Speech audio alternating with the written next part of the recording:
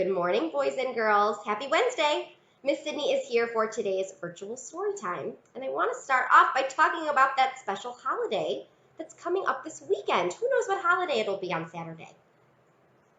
Yeah, it's the 4th of July. Are you excited?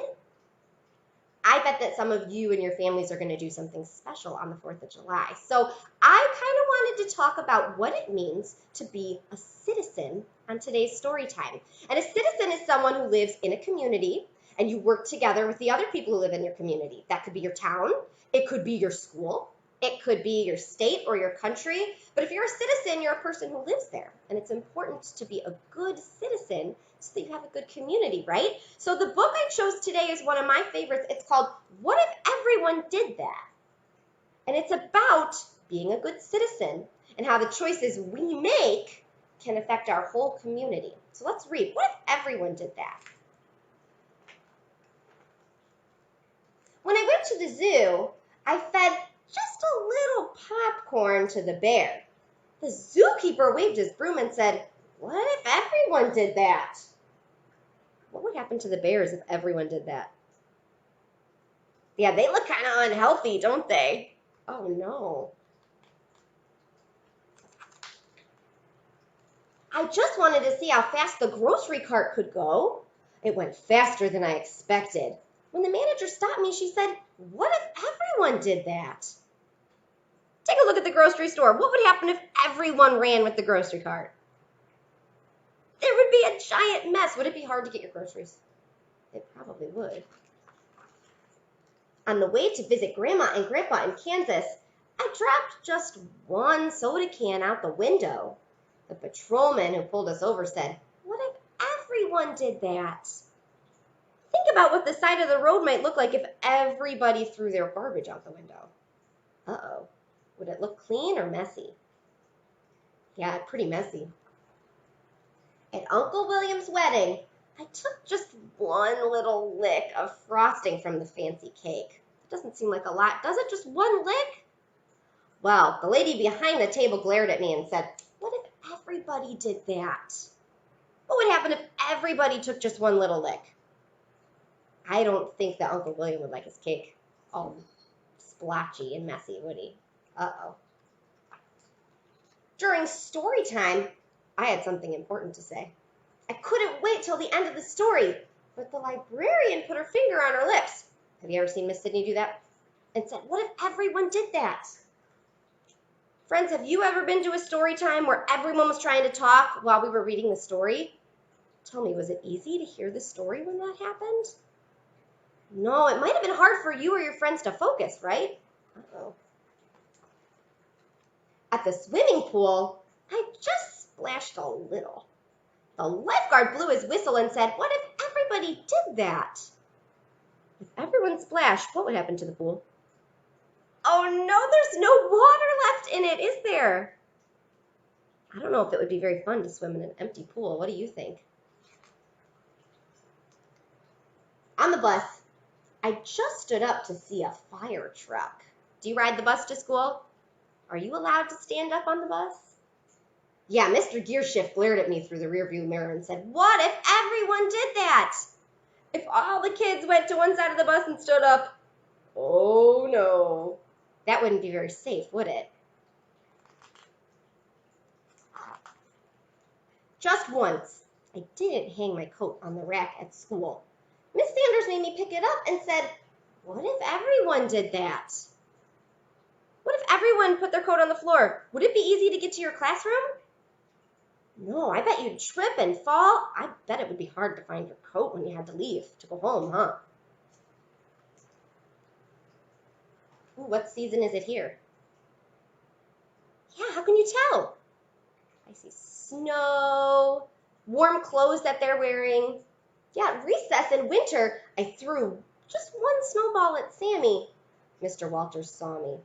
He made me stand by the wall and said, "What if everyone did that?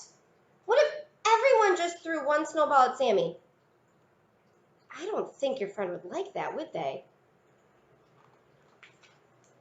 When we went out for dinner, I shot just one straw wrapper.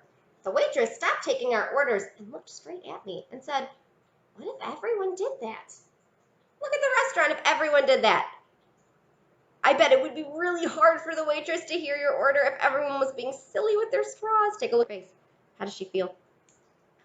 Yeah, she doesn't look too happy, does she? At the football game, I just ran on the field to get the quarterback's autograph. Uh-oh, are you supposed to go on the field when they're playing football? I don't think that's the rules. The official waved his arms. This guy's the official. He's the one who makes sure the rules are followed. And he said, what if everyone did that? Do you think that the football players could play their game if everyone ran onto the field? Oh, I don't know if that would be easy for them to play their game. When I came home, I gave my mom a big hug. What if everyone did that? What do you think about that choice? Everybody should. Yeah, so there are some choices that are great choices, like giving a hug. Should everybody do that? Yeah, it makes me feel happy when everyone shows me love. What about the not so good choices? Even if it's just one time, you don't think it's a big deal, but what if everyone did it that one time? It kind of becomes a big deal, doesn't it? So think about a citizen, right? Someone who lives in a community. When you're part of a big community, if you make just a little bad choice, what if everyone made that bad choice? What would happen to your community? It could get messy with garbage, right? It would be hard to hear the story at story time. The football players couldn't play their game, right? So as a citizen, we got to think about our good choices so that our community has good things too, right? Yeah, it's not so hard. I'm really proud of you guys for reading that story with me. So today we are going to feature the craft of the week. Remember, this is the craft that you can pick up at Ida. It comes in a little bag just like this, your grab-and-go craft. It's completely free. It's located at the downstairs youth service desk, and you can just take one yourself and take it home.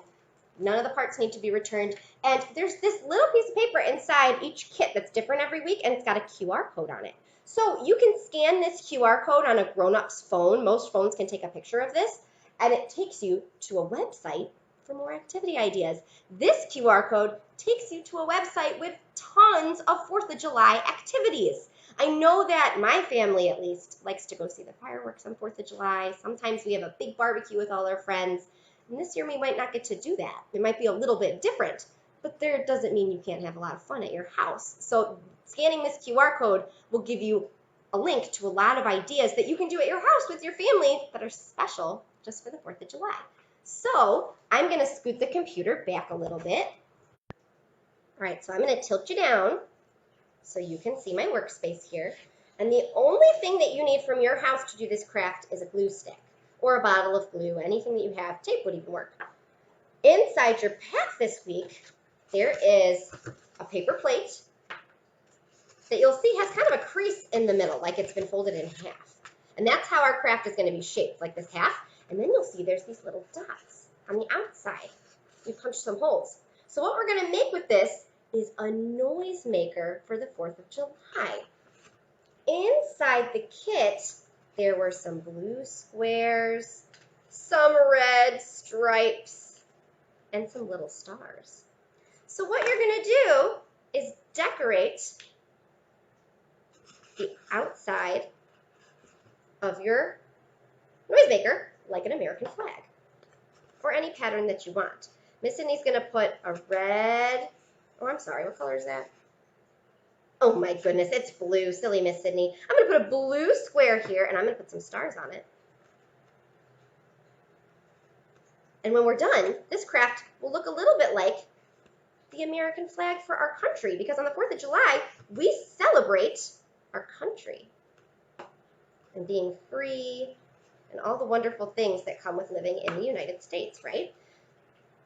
Who knows how many stars are on the actual flag? I have 3 on my flag. Do you know how many stars there are on the actual United States flag?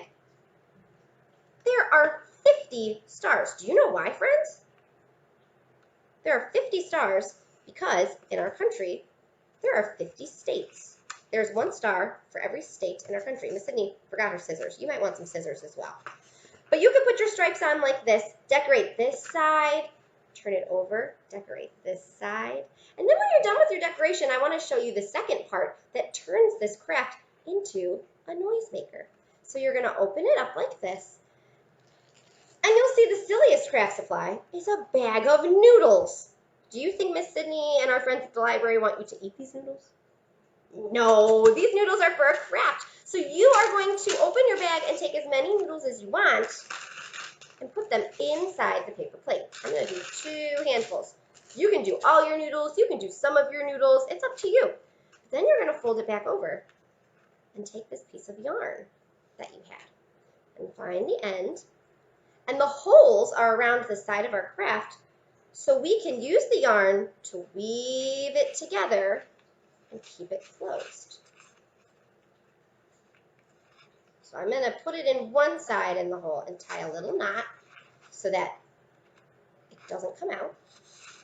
And then I'm going to take the end of my string, my yarn, and put it through both holes on the side. And pull it out this way. Then you pull it all the way through. It's a long string.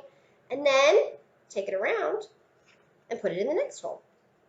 It's kind of like a lace and trace card, friends. If you've ever done the lace and trace cards where you follow the dots and put your lacing through, you're going to do that all the way around your noisemaker until you get to the very end, and then you can tie it and cut off the rest. And you've created a musical instrument to celebrate the 4th of July.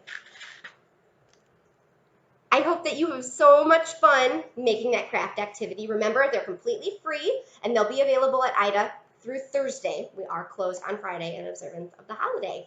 If you make this awesome craft or any other fun 4th of July crafts, be sure to post them in the comments down below. Our weekly challenge is also 4th of July Independence Day themed. We would love to see what you and your family are doing to celebrate our country this weekend. We miss you very much, and as always, thank you for joining us for Virtual Storytime. We'll see you next time, friends.